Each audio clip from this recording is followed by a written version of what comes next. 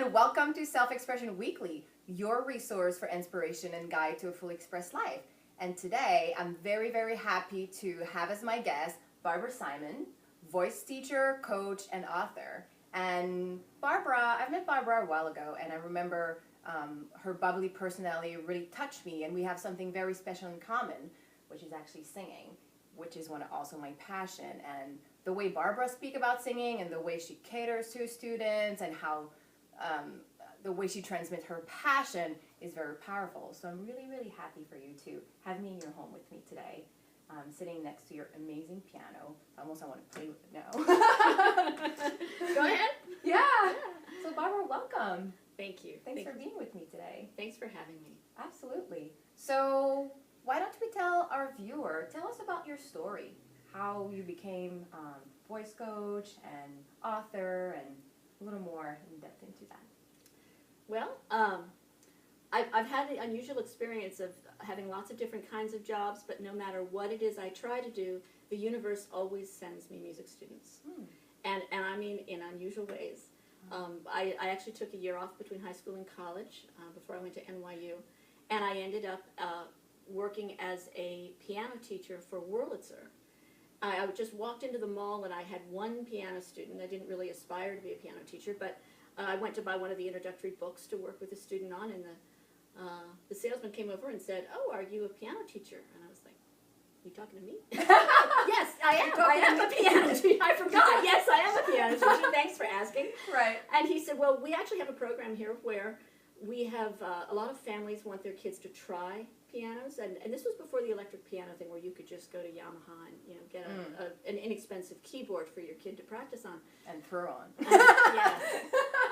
But they were leasing upright pianos to families for 6 months. Wow. And the family would ask them for a teacher who would come to their house and teach. So suddenly I had 8 piano students through Wurlitzer. And I sold 2 pianos and got a commission on it. I was 18. That's amazing. And I wasn't even trying to do this. Wow. So I went to Tisch School of the Arts. I was a musical theater major. And then I transferred after 2 years to the NYU Gallatin Division, which gave me a little more freedom. It's an independent study program. So I was still able to take classes at Tisch. But I was more able to craft a more unusual sort of a spiritual bent on the musical theater training that I had. And I have continued on that route ever since. Gallatin was marvelous in letting me have freedom to do that. So I've worked at a couple of the schools here in Hoboken, and I've directed shows for them in my 20s, and all the while I always had singing students like on the evenings or weekends.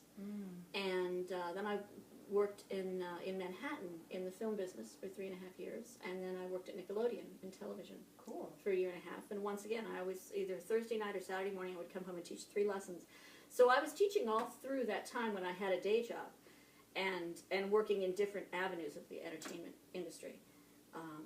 And so then there was a point in time where I needed to leave the area for a few years because my parents were ill, and I needed to handle all of their affairs. And when I came back, I thought, well, okay, I'm starting from scratch now. What am I going to do? And what do I really want to do? And what has really worked for me all along? And that was teaching singing. And so that was my plan. I thought, all right, I'm going to try to start a voice studio, and my backup plan is I'll go back into marketing for entertainment because that's what my corporate jobs had been. Right. So the most important thing for me to do now is to market my voice studio so I have myself as my most current client. Gotcha. And so that was the backup plan, and I've never had to go back to the corporate world ever since. Wow. So it's almost like you didn't seek to be a teacher. It's almost being a teacher was seeking you. Yes. Right. And you also mentioned something that I know that is very special about you, being spiritual.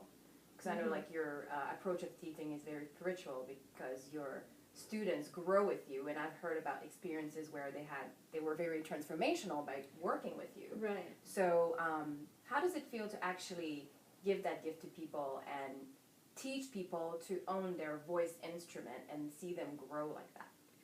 Oh, it's amazing. It's a very powerful experience, and it's also really humbling because the people who come to me come to trust me enough to put their own expression in my hands. And I sort of, by doing the vocal exercises, it's like physical therapy. There's a medical element to this. Right. And I actually sort of reach into their bodies and change the way they express themselves. And there's nothing more intimate than that. I mean, it's just a real honor to have someone trust me enough to let me do that with them. But I have trained people from age 7 up to people in their late 60s. Wow. That's a wide range. It is a wide range. Yeah. But there is a commonality to the whole thing. Yeah. So you really, really go beyond the technique because you know Yeah. how the mechanics work, but what I'm hearing is that you really work with where the person is at. Yes. Vocally, mentally, emotionally, age-wise. Like you really look at the entire person. It's beyond like, well, your vocal cords should hit that note right now. Right, yeah, Yeah, or you're yeah. a tenor, so we're going to do tenor songs. Right. I would never say that. No. You know, And that's just another not- thing that I love about you because you understand both worlds, how they connect together. Yeah. And it's what makes you a master at your work. Oh, thank you. You're welcome. There's also a difference between what songs you sing for your own personal development and then what songs you would sing in front of an audience, and what is an audience going to accept from someone who looks like you. That's So true. there's a theatrical element to it, too. Tell me more about how the singing fascinates you so much. Like, I know it's part of your story, and you teach singing, but like, you know, that entity of singing. Well, one of the things is that, as I say in my book, you know, the voice is not primarily about the sound. And I start with a story where I had gone on a weekend retreat, and I had, we were paired up in different groups, and we were talking about spiritual issues. And I got paired up with this guy who was probably in his 60s, and he was there with his wife, and he had just had an operation to remove his larynx Oh, yeah. because he was a smoker. Wow. And he had that one of those devices with the vibrations that you put up to your neck, and he'd worked with a voice therapist to try to get that working, and he was still new with it. He hadn't quite mastered it yet. Mm-hmm. And I just looked at this guy, and I thought, this is going to be the worst weekend of my life. Oh, my God. I cannot sit here and listen to this old guy try to talk. This is horrible. Wow. And he really surprised me because his spirit was not in any way dampened by this experience. Wow. He was just like grateful to be alive, and the surgery had worked, and he and his wife had a great relationship, and he just loved life, and he loved to argue with people, and he would like tear into every subject that you could imagine, and he was fierce, you know, and it was amazing to me that by the end of the weekend, I knew what his voice sounded like. Wow. Because your voice doesn't come from your vocal cords. That's the secondary level. It comes from your brain and your heart. And I thanked him afterwards for being so courageous and outspoken to let me see that and to teach me that. Because that stayed with me forever. And I'm always listening for the voice behind the sound. Wow. Well, thanks for allowing yourself to also see that in him. Yeah. Tell us something that you have failed at. Well, I fail in certain kinds of circumstances, and that's sort of an easier thing for me to explain. Uh-huh.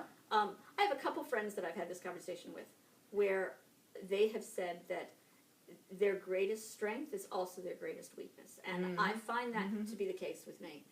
And the strength of mine that gets me in the most trouble is that I have a very fast idea flow. Like a very rapid idea flow. I come up with a gajillion ideas. You and I both. And, you know, it's a creative issue. Right. But you can, like, you know, you have to, like, learn how to manage that. Yeah. Yeah. But the problems that I get into is when I get an idea and I think it's great and I have a lot of enthusiasm behind it and I take it and I run with it without reevaluating it at any point in the process. That's awesome. Dun-dun-dun. Yeah, exactly. Like a superhero, you know, Yeah. take off. And, you know, sometimes the kind of things I run into is that sometimes an idea worked for me previously. Right. But I need to reevaluate it, and it's really not working for me now, and that hasn't occurred to me yet. Okay. And so I'm just barreling down this road that I've been on for a long time, and suddenly things explode in front of me, and I'm like, what am I doing wrong? What the matter is? And then I realize I've got the wrong idea. Got you. So what are you learning from this? That I need more of I need to sort of build reflective time into my schedule, Right. and reevaluate my ideas occasionally and say, you know, now is this still working for you, or are you sure this is your idea? Well, thanks for realizing that and also sharing with us. You know, Barbara, why don't you tell us what is your best kept self-expression secret? Well, it comes from my musical theater background. I have a real affinity for masks and costumes. Just the strongest experience that I've ever had with with masks and costumes is that I go to the Renaissance Fair every summer. I Wow. usually go like 3 times in the summer. And I don't want a job there because I think I would get lost there. But 3 times, 3 days a year, I can handle that. But I've got a number of different outfits that I wear. And the thing that is remarkable to me is that I feel physically and mentally very different at the end of the day when I spend the day at the Renaissance Fair. And you can have a logical argument about this and say, well, it's outside. Mhm. You don't usually spend a whole day along outside, and you're among the trees, and there's Yeah, lots of very artsy people you're talking with, and that can be restorative. And you're walking. I'm on my feet almost all day, and I don't usually get a whole day of exercise like that. And you could Right. say that those are all affecting me, and I'm sure they are. Mhm. But there's something about spending the day in a costume with a bunch of other people who are spending their day in the costume, where you feel like a part of yourself that has been hidden is revealed by the mask. Wow. And I understand that's how masks are supposed to work on the stage, Wow. is that our everyday face is a mask because we're always hiding part of ourselves. And when you put on a mask over your everyday mask, sometimes that can express a part of yourself that you have hidden. And it's refreshing to sort of let it out Yeah. and let yourself be you and have a period of time, like a ritual period of time with a beginning, a middle, and an end, where you allow yourself to be that alternative part of yourself. And I'm telling you, it's a remarkable experience. I'm always amazed coming home from the Renaissance Fair how different I feel and how much more Wow. like myself I feel. And that's so interesting because most of the time we talk about, and you're saying, like, we walk through life with masks that we wear. Mhm. And we're talking about let's remove the layer of the mask. And for you, it's actually you're expressing it by putting a mask on that it Yeah. expresses something that either you don't express in regular days or something like that. It's a Right. really, it's a really interesting twist on it. Yeah. Yeah. The songs can do that too. They can allow people to play out a part of themselves that they don't normally let people see. Or And- that they would want to experience because they don't know if they right, could be. you right, know? right, How right. they You would try on different characters and Yeah. see, does this feel good? Does this feel right? Yeah, that's really cool. Yeah. Well, anything else you would like to add for our viewers today? Well, I would like to show you a copy of my book. Yes, Singing Body and Soul. Yes. Barbara Singing Simon. Body and Soul. You can get a larger picture there. You can have I have another one. There you go. Gonna- Oh, yes. Oh, that's much better. See, beautiful. Like that. So the title is Singing Body and Soul, a medley of fresh ideas about musical theater. So it's an idea book because that's my strength. and I'm talking about the ideas. Just channeling in the book now. Yes, it's actually right. worked. right. And the book has been endorsed by Stephen Flaherty, who's the Tony-winning composer of Ragtime. Cool. And that has been a wonderful bonus. And, Beautiful. yeah, I'm very grateful to him for having done that. So it's available on Amazon. Mhm. And you can also go to my website, and it's www.bjsimon.com. And you can see my singers who have the most, who've risen to the highest profile, although that's not always the goal. But it's good for people to be able to hear my singers sing, so you understand what level we're talking about here. Right. My singers have performed at the Irving Plaza in Manhattan Nice. and at the Metropolitan Opera's Children's Chorus, and performed at the Met. And there's one of them recently won 3 national awards for a cappella singing. Wow. With his college a cappella. That's hard to do. Yes. Acapella is not Yes. easy. And he's got a video on YouTube that's got 25,000 views on it. Wow. So Impressive. if you want to become a professional, this is the way to go. And if you don't want to become a professional, Barbara. this is the way to go. Because you will develop as a person and you will become whoever it is you're meant to be. That's And beautiful. yeah, so there's no reason to censor or audition. I don't audition students to say, are you good enough to study with me? Mhm. I just want to know that this is what you want, and that's all I care about. Amazing. Thanks for being with us today. Well, thank you. Yeah, it was nice. I like her. Actually, I like all my guests, but. Well, Thanks. thank you for watching today, and please make sure to visit www.selfexpressionseries.com. I have workshops coming in 2015, and again, it's all going to be about self-expression, being beautiful from the inside out. There's going to be a fashion component included in it. Make sure to sign to my mailing list. You will have all the VIP information and some inspiration throughout the year. And I will see you next week. And if you have any questions or comment, please do so below. We'd love to hear from you. And yeah, so we'll see you next week. Okay, Thank you. Bye.